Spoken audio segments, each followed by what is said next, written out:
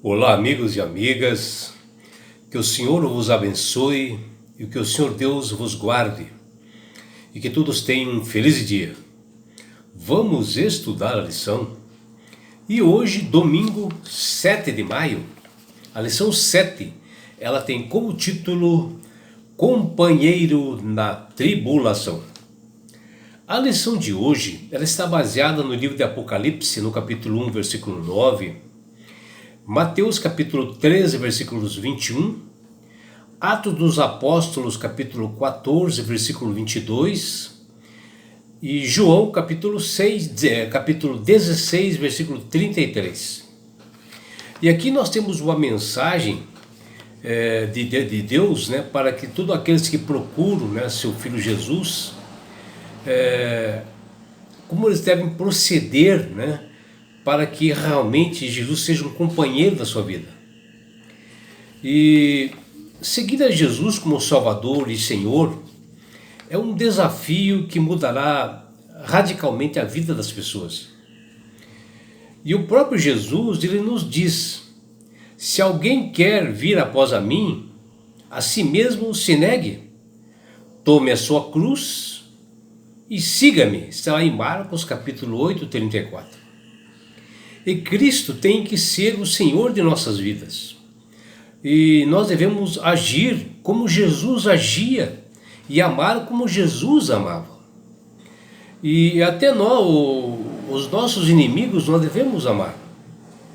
Porém, Jesus nunca deixará você sozinho, porque Ele vos ama. E assim como ele fazia com seus discípulos, visitando-os sempre, ele fará conosco também, porque ele é o companheiro em toda a tribulação. E na lição de hoje nós vemos que o apóstolo João, que ele estava na ilha de Patmos, na Grécia, e ele estava exilado, né? E ali ele sentia falta, né, dos amigos, da família, da comunidade cristã que ele vivia. E João não foi deixado sozinho nas tribulações e problemas que ele enfrentava, como ele sendo seguidor de Jesus. Porque Jesus o visitou lá em Patmos, quando ele estava sozinho, e diz lá em Atos dos Apóstolos, capítulo 1, versículo 9. E o que nós vemos nessa lição, que as últimas palavras de Cristo a seus discípulos, elas foram assim cheias de brandura, de eterna compaixão e de esperança. Mesmo relatando que o futuro aguardava para cada discípulo, e também para todos nós, que está muito próximo, quando muitos daqueles discípulos estavam seguindo Jesus e eram perseguidos, né, e alguns até mortos, e uma arrebatadora sensação assim, de paz e de certeza do cuidado divino e do companheirismo na tribulação enchia o coração dos discípulos quando eles ouviam a palavra de Jesus, a voz de Jesus proferida por ele, assim, em um companheirismo sem igual. E a promessa do Consolador foi mais confortante e bálsamo àqueles que sentiram a profunda dor da perda do seu mestre. E nos momentos finais que antecederam assim, a cruz, Jesus em Mateus capítulo 28, versículo 20, diz que: eis que estou convosco todos os dias, até a consumação do século. Né? Uma promessa de Deus de estar com todas as pessoas até esse mundo se findar. Mas mesmo assim, os discípulos eles foram tomados assim, de grande tristeza. Né? Jesus não ocultou os percalços que cada um teriam que enfrentar no grande conflito que existia no mundo na época e existe hoje, que é esse conflito, né, entre o bem e o mal, entre Deus e Satanás. E pelo contrário, Jesus expôs diante de seus discípulos a árdua estrada que eles teriam de caminhar, de percorrer, e foi bem claro ele ao afirmar: em verdade vos digo que chorareis e vos lamentareis, vós ficareis tristes. Bom, porém, a continuação de sua fala no verso seguinte é o que nós podemos chamar de esperança viva. Mas a vossa tristeza se converterá em alegria, que está lá no livro de João, capítulo 16, versículo 20. E ele, Jesus, prometeu aos seus seguidores que ele chegará a hora em que ninguém poderá tirar a nossa alegria, que está lá em João, capítulo 16, versículos 22. Amigos, nesse mundo, os verdadeiros cristãos, fiéis e adoradores de Cristo, enfrentarão perseguições, sofrimentos e muitas tribulações. E Deus nos chama, nos dias de hoje, para que nós possamos procurar nos fortalecer uns aos outros nessas dificuldades e não torcer para que o outro caia. Nós temos que ter em mente que, através de muitas tribulações, nos importa entrarmos no reino de Deus, que fala em Atos capítulo 14, 22. Seus apóstolos, Paulo e Barnabé, que está lá em Atos 14, 21, eles voltaram aos lugares onde eles haviam sido perseguidos, onde tiveram aflições e foram ameaçados de mortes. Eles tiveram essa coragem pela fé em Cristo. Eles voltaram àquela mesma cidade, mesmo gravemente feridos por aquele povo. E o apóstolo Paulo levantou-se e entrou na cidade, está lá em Atos 14, 20. E era Antioquia e Icônia, né? E só foram embora no dia seguinte, após eles pregarem o evangelho e expandir mais ainda a mensagem da salvação. E eu sei que não é fácil, né, meus amigos, de nós enfrentarmos essas perseguições, essas aflições, os perigos. Mas nós não podemos deixar que uma simples tribulação ou a apatia nos afaste da verdade e dos caminhos de Deus. Temos que saber lidar com a indiferença, com a maledicência, com os insultos, provocações, mas nós seremos vencedores quando nós depositarmos a nossa vida no companheiro fiel na tribulação, que é Jesus. E Ele é que nos dá esta força e fé, e que ninguém pode nos destruir. Por 3 anos e meio, os discípulos receberam a instrução da fonte de toda a sabedoria. Adoraram e andaram lado a lado com Jesus, testemunhando todas as obras e assimilando as suas palavras. E na escala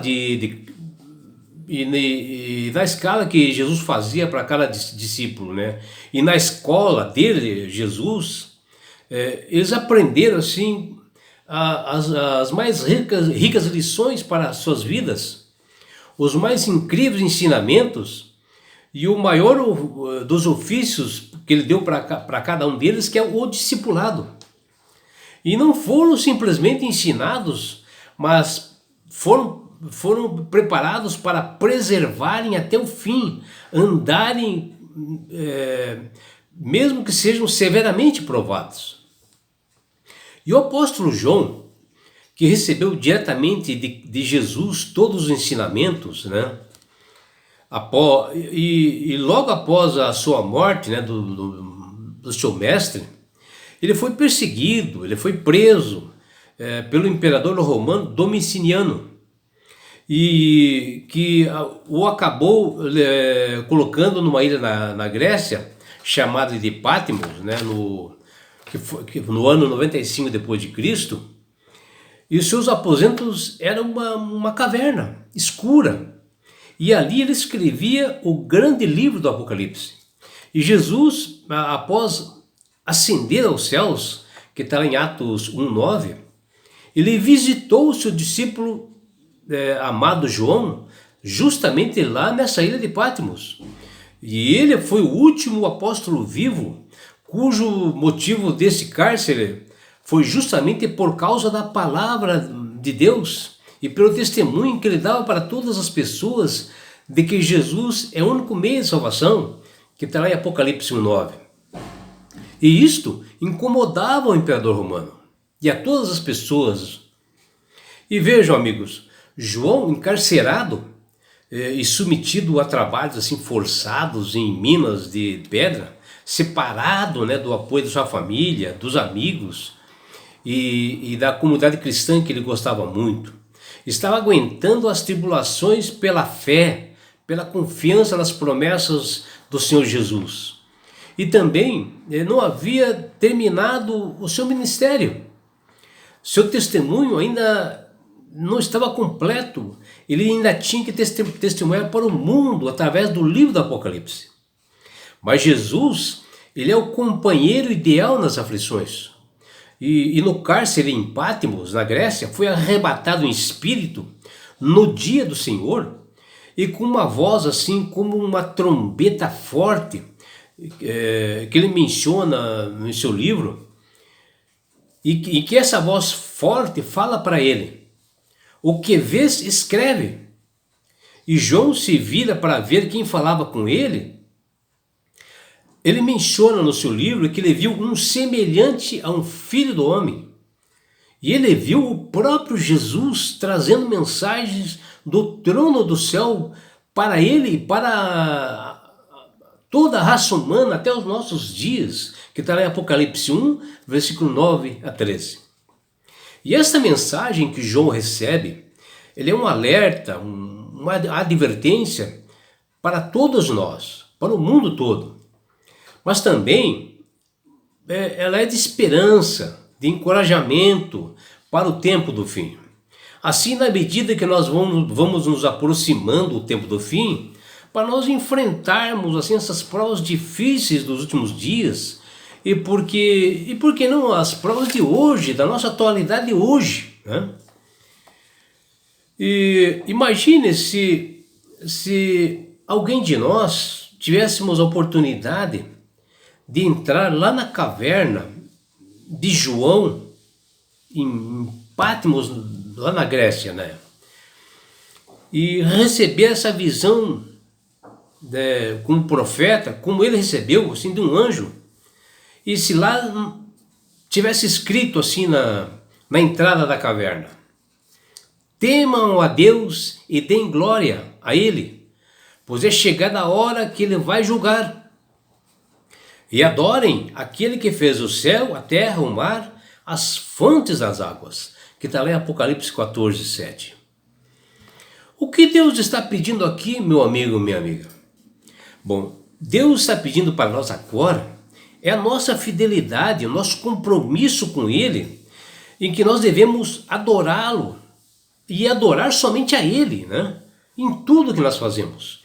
E isso é uma questão central do livro de Apocalipse, justamente escrito por este discípulo amado chamado João. E nós fomos todos criados para nós termos reverência a Deus, submissão, reconhecer que Deus é soberano e que Ele determina o que é para nosso bem, e Ele faz isso porque Ele nos ama. E é por isso, meu amigo, minha amiga, que Deus tem falado com todas as pessoas através do seu poder, do poder do Espírito Santo. E Ele tenta colocar na mente das pessoas, no coração, para aceitarem Jesus como Salvador e Senhor. Porque quando você aceita Jesus como Salvador e Senhor, você passa a ser uma pessoa sábia, passa a ter entendimento, passa a manusear melhor as Sagradas Escrituras. Ao abrir o livro de Apocalipse, o Espírito Santo entra na tua mente, ele começa a trabalhar e você começa a entender, meu amigo, minha amiga. E não é só isto. Quando você aceita Jesus como Salvador e Senhor, você ganha esse presente de Deus que chama-se salvação. E com isto, Jesus quer levar-te para as mansões celestiais. Um lugar onde não há mais dor, mais morte, mais aflições, mais perseguições. E sabe por que Deus quer fazer isto com você, meu amigo? Com você, minha amiga? porque Jesus te ama. Abraços do seu amigo João Carlos Amorim.